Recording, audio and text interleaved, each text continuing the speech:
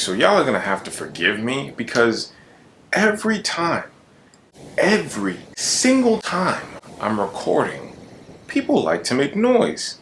So you might hear something, but let's get into the manga chapter. We're continuing where we left off with the Moro arc, and I have to say, the more I'm starting to read about Moro and understand this character, he's actually very, very interesting. He might be the most interesting character that we've seen in Dragon Ball Super, probably since Goku Black. And some of you know this about me. I like Goku Black up until you found out it was Zamasu. Kinda took away from how good he was, but Moro so far seems to be a pretty interesting character. So we're gonna go over this manga chapter. So the way that this one starts is actually we pick up with the fight between Daikaio and Moro.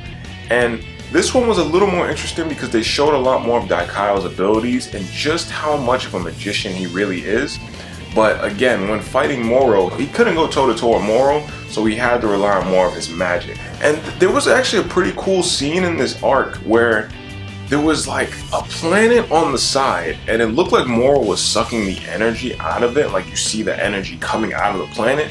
But no, what he was doing was he was consuming it. So there was actually a panel where you see him just crush like this, and then he eats the planet and he becomes more powerful in like an instant. It was just like that. Like almost kind of like Hit, when Hit just powered up and like grew rapidly in the middle of the tournament fight. It's the same thing with Moro. He just ate that planet, became insanely powerful, and Daikaio just knew right then and there, okay, I can't mess with this dude. And then there was something interesting that Daikaio did. I didn't know that he could do this, but he ended up, how did he explain it? It was like he used up his god power to seal away Moro's magic or to steal it. It was, I never knew that they could do that. So I guess in turn, he's no longer a god at the cost of taking away Moro's magic.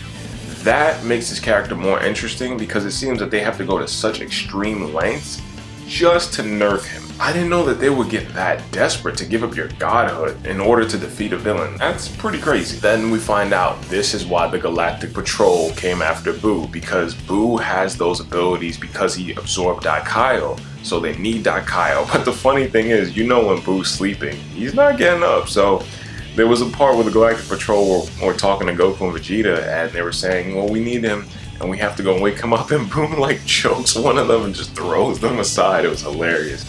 And Vegeta tells him, you know, when he's sleeping, he's not getting back up, so you might as well figure out something else that you're gonna do. Then this is when they induct Goku and Vegeta into the Galactic Patrol. And I like the little symbol on their armor. It looks pretty cool. I like it. Like, you know, Goku and Vegeta still have their classic uniforms. That's not really ever gonna change. But I like the little symbol on them. It looked pretty cool. It kind of makes you wonder, like, what is your favorite Goku and Vegeta outfit? I personally like the one with the Whis logo. I think it looks really good. But this one is up there too. This one's cool too. I like the black for Vegeta's armor, and then Goku has, he got rid of the undershirt. He just has the orange and then the Whis symbol right here. It looks pretty cool, but now they have the Galactic Patrol symbol on there, and they're officially a part of that team. And then during this chapter, there was a little bit of a brief moment where Goku and Vegeta were kind of figuring out what Mirrors was really up to, because they know he's much stronger than he let on if he could take them out that fast. So they went after these criminals, and it was just to show that Nurse is really something serious that Goku and Vegeta should pay attention to, because he's no slouch. After the mission's done, Vegeta tells him, like, I know you're up to something. I know you're much stronger than you let on. Like, you're just playing with me and Kakarot, but I know you're up to something. At the end of the chapter, Goku decides to sense out Moro's ki because Moro escaped. While he's sensing out Moro's ki, Moro picked up on it. In this panel you're gonna see here, Moro's like looking off in the distance and Goku's like a little bit concerned, and that's where the chapter ends. So it looks like Moro's powers are much stronger than what we are led to believe. I mean, for him to sit there and be able to sense out Goku sensing him out is pretty crazy. So honestly, this chapter was pretty good. It builds up the mystique of Moro. It builds up how serious of a threat he is that Daikaio had to give up his godhood. And it makes him seem like a real threat, because he's not one of those characters that just, oh, I get stronger, I'm better than you. He's not like that. He has more of a magic aspect to him, and that can make him deadly, because I don't recall when the last time Goku dealt with magic was. I know the power pole is made of magic, but again, that's back in Dragon Ball.